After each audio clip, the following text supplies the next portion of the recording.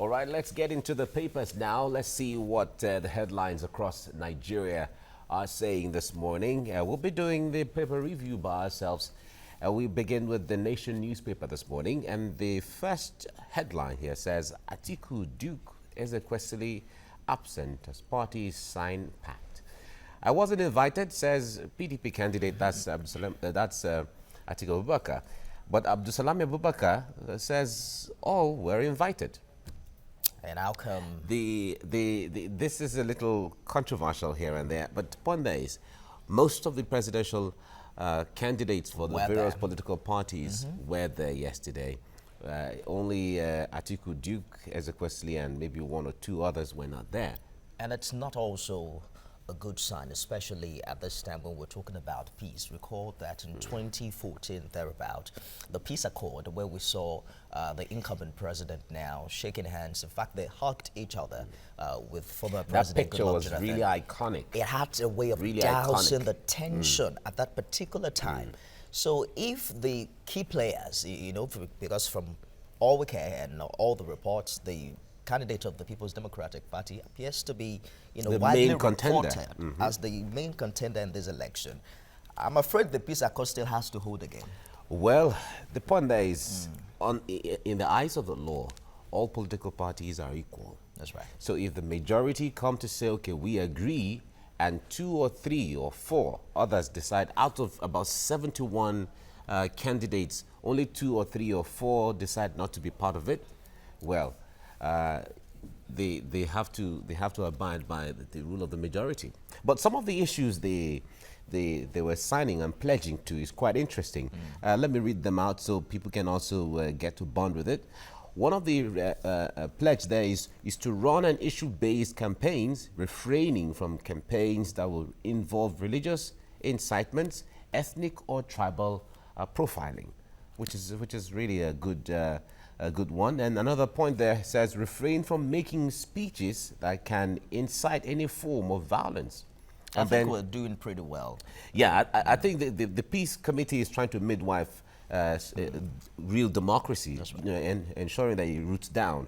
Commit ourselves to monitoring of adherence to this accord. Okay, that's a responsibility there. And support all institutions, including INEC and the security agencies, to act and be seen to act with impartiality, as well as speak out against provocative utterances and oppose all acts of violence. There are some who would say that we're doing quite well relative to the previous election, and we're looking forward to an improvement aftermath of this peace accord. Yes. Hopefully that indeed they will match words with action. We saw in before the election in 2015 where John Kerry, the U.S. Secretary of State, had to come and ensure that things, you know, reminding Nigerians that the election has to be peaceful. That's right. At this time, we are glad that we didn't need the Secretary of State to be here or any other international official for that matter. All right, PDP kicks as EFCC holds Okukwe over National Security Advisor funds. You know, the point there is that issue is still on. He's been on bail since 2016 from the reports we read. 3 years thereabout, Yeah. And then you begin to wonder how much money are we talking about and how really complex is this issue that we have not been able to, you know, settle it all this while. All right. Well, those are some of the headlines. Labour to battle debtor governors, and 2.7 billion naira rice vehicles seized by customs, and silence in Senate and House over the reading of the letter from the President on the decline of his assent to the electoral amendment bill. Okay. They're probably going to be having a debate on it today. All right, let's move on to the Punch newspaper. EFCC board uproar as Southeast senators protest zones exclusion. That's on page 3 of the Punch. Recall that in July, you know, a similar incident occurred at the floor of the Red Chamber, where when Mr. President sent in the nomination for the FEMA board. Now, you recall also that the Senate President instructed the House Committee on Federal Character to investigate the appointments, all of them that have been made by this administration. This is December, and I stand to be corrected, but we haven't heard anything from that particular issue. Well, the point there is, even if it's not out there, we want to believe that the committee have done their work and have reported back to the leadership of the Senate, and whatever corrections would have been done, because it is not the outcome of everything that is actually out there that everyone gets to know about. All right, so the Punch also features a picture here, all of them, all smiles, and you begin to wonder if we can keep this smile on to 2019, then we can really be assured that we're going to have a peaceful election. I think all the candidates there are cautious of the presence. You know, I hope the smiles are not only for the camera. No, well, it may not be for the camera. You know, the president himself is a very humorous person. That's right. When it comes to engaging with people, and he has all that and very good sense of humor. So I guess he was in his element in those times. And, it's interesting, really. Atiku is equally absent as presidential candidates sign peace pact. EFCC detains Tunde Ayeni to arraign him for fraud. Senate probes police role in Ondo Assembly crisis. SDP rejects Atiku for president, backs Duke. I thought they were part of the CUPP earlier. Yes, they're part of the CUPP, but it doesn't mean that they won't have their candidates. We're still waiting to see how they're going to work out, what that correlation will translate into. If at the end of the day, one is going to say, okay, fine, let's all come together and support one candidate, as the case may be. But we'll wait to see how. And as we speak right now that the Electoral Act has not been amended, there's a limit to which they can come together. Well, let's see how things play out. 2019, well, we're going to Daily Trust now. 2019, Buhari others sign peace accord. I was not invited. Atiku said so. And but Abdulsalam Abubakar, the chairman of the Peace Committee, said, well, all the candidates were invited. All right. All price fluctuations, investors' apathy, election spending, swinging naira value. Okay. The value is been relatively stable though, but there has been fluctuations here and there in the last few weeks. Will disgrace governors owing salaries at airports. That's the NLC president saying that. The Daily Sun is next. Electoral Amendment Bill. Buhari's veto. Senators prepare for showdown. House leader blocks reps debate. President's refusal to sign bill. Threat to Nigeria's existence. That's coming from River State Governor Wike. So many have called on the National Assembly to override the president. The big question is whether or not they will get a two-thirds required for this process. You know, when it comes to the number of senators in the House, it is neither of the political parties can have a two-thirds based on the requirements of the law. So, you know, also at the House, when the letter was being read, we heard that many senators were present because there was the anticipation that it could turn out anything can happen where they might want to override the president.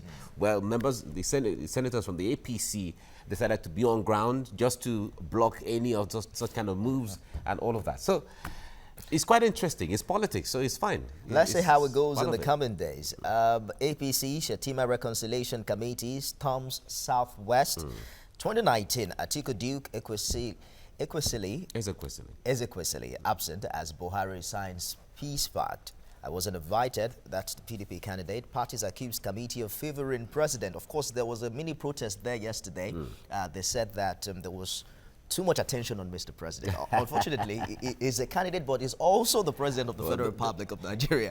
So these are the things you can't. A very difficult position. You can't separate the president from the candidate sometimes, except from what he says and what he acts by. Otherwise, when it comes to the personality, you can't take it away. He's and I guess that's why he's at the center of the picture. No, he remains the president. That's how it is. Okay. Vanguard newspaper is our last one right now. Electoral Act, Buhari Atiku campaigns, trade tackles.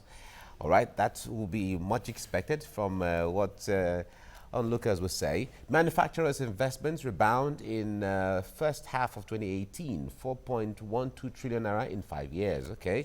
And 2019, Atiku Duke Ezekwesili absent at peace accord. Okay. Ex-Chief of Army Staff Salihu dies at 83. Yeah, elder statesman there. Mark Ban warns Anglican bishop, says we're not terrorists. Okay. No plan to increase petrol pump price. An uproar in Senate as lawmakers disagree over EFCC nominees. And tension in Southeast as police, IPOB, MASOB flex muscles. Southwest APC peace meeting, Akintola blows hot over faulty reward system. An inability to expand non-oil revenue constrains Nigeria's credit profile. Moody's is revealing that the international rating agency. All right, Naira to a dollar is about 365 Naira now to a dollar in the import and export window. It's been relatively stable relatively over stable. the month. It's just pretty amazing. Little marginal volatility, but is relatively stable. Okay. Okay, so there's a lot happening right now. They say monetization of the election. Some have called it dollarizing the election. There is the fluctuation in the global oil price as well as the pre-election year. And the fact that the Naira is still relatively stable at that price is pretty much a good thing to know. And we're hoping that indeed we'll be able to stabilize things as we come down to the big one next year. But the fluctuations in the international markets and also the liquidity coming in from the elections is certainly going to have impact on the value of the Naira and the inflation rate as the case may be. But one other thing analysts are also saying is that there's so much dollar liquidity available right now. Whether it is good for the economy or not is another thing altogether. Money is always a good thing for the average Nigerian. Keep it coming, guys. All right. Those are the headlines right now. All right, we'll take a pause now and bring you the news highlights for the time, and then we get into it.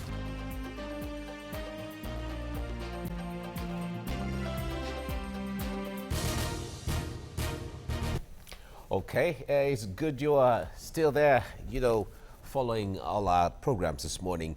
As we get along now, let's give you also an update on the papers this morning, if you weren't around when we did the review of the headlines. Let's see. Vanguard newspaper is saying on the Electoral Act, Buhari Atiku campaigns trade tackles over the president's withdrawal of his assent to the electoral bill that was sent. All right, Magban warns Anglican bishop, says we are not terrorists. This follows the call to declare the association a terrorist organization. An ex-chief of army staff, Salisu, dies at 83.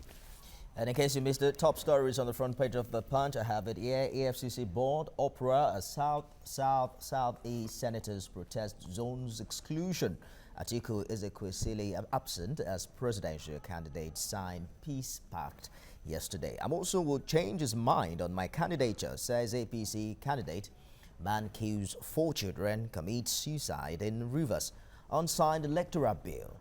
Dogara, Bajabiamila stop debate on Buhari's letter. Daily Trust is our next paper now. On 2019, Buhari others signed peace accord. I was not invited. Atiku is saying that. And oil price fluctuations, investors' apathy, election spending, swinging the value of the Naira. And will disgrace governors owing salaries at airports. That's the national president of NLC is revealing that. The big story on the front page of the Daily Sun this morning is on the electoral amendment bill. Buhari's veto, senators prepare for showdown. We'll see how all of that play out today. House leader blocks reps debate. President's refusal to sign bill threat to Nigeria's existence. That's coming from Wike. Kedife, ex-Ohanese president, is dead. All right, the Nation is the last one we have right in here. Atiku Duke Ezekwesili absent as parties sign pact. And we have another headline here. Revenue leakages from MDA is affecting payment of salaries, says Dogara, the Speaker of the House of Representatives. Labour to battle debtor governors. And PDP kicks as EFCC holds Okukwe over funds from the Office of the National Security Advisor. Well, those are some of the headlines on the papers this morning. Coming up